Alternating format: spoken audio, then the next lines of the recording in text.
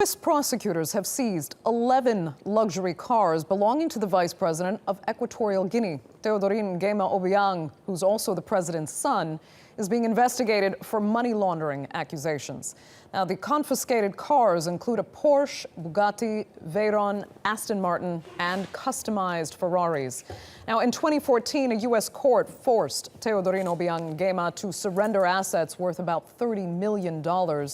In 2012, French prosecutors also seized his $165 million family home in Paris.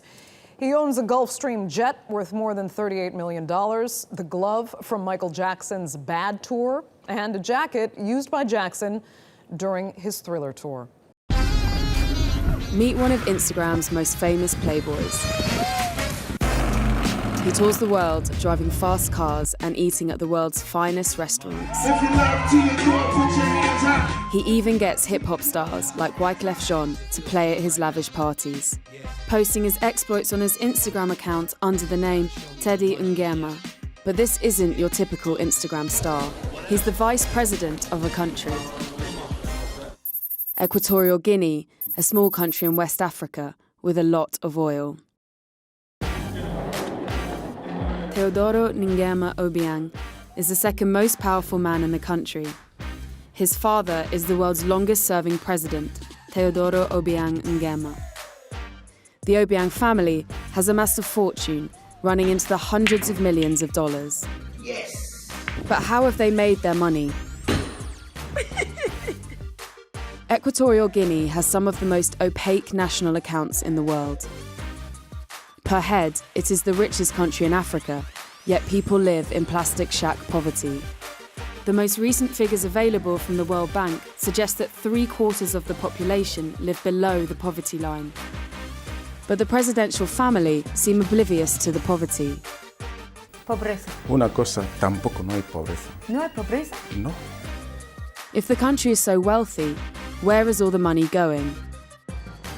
I sometimes refer to Equatorial Guinea as the North Korea of Africa. There are no freedoms.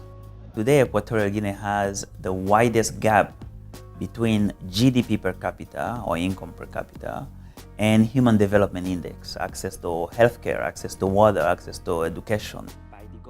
Tutu Alicanti is a lawyer from Equatorial Guinea who is in exile in the United States.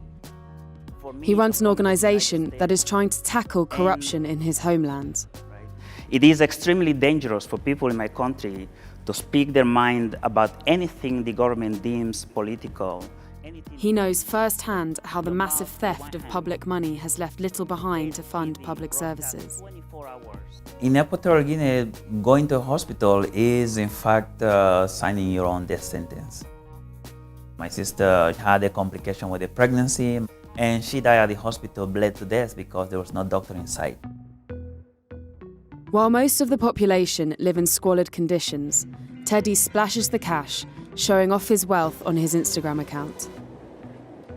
Often using the hashtag luxury living, he reveals a life of privilege and excess.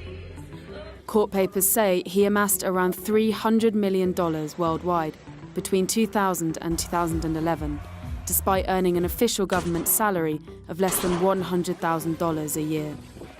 The Department of Justice alleged that Teddy embezzled millions of dollars from the public purse as cabinet minister.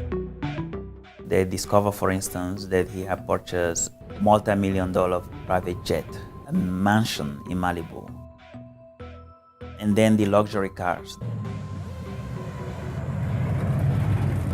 The Department of Justice agreed a settlement of around $30 million with Teddy. This year, Teddy has found himself on trial again, this time in a separate case in France, charged with embezzlement and money laundering. After being unsuccessful in claiming diplomatic immunity, he failed to show up to any of the court hearings. Instead, he posted videos on Instagram of himself on safari near Victoria Falls. The French court valued his assets in France at around 100 million euros, including a large property bought for 25 million euros in Paris. The French public prosecutor has asked for a 3-year jail sentence, a 30 million euro fine, and all of Teddy's assets in France to be seized. The vice president denies the charges. Okay, good. The future for Equatorial Guinea looks bleak. The president is aging, and his son is preparing to take over. This is someone that is more concerned about flushing his cash than governing. The spendthrift strongmen of Equatorial Guinea are not the only presidential family in Africa who are under investigation for embezzling from the public purse.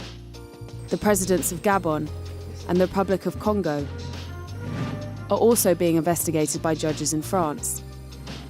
But Teddy's had a busy time of late, posting from the beaches of Brazil to the Great Wall of China.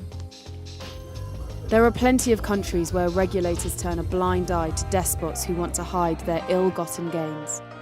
But their secrets are increasingly being leaked. And it helps if the autocrats themselves do the leaking via Instagram.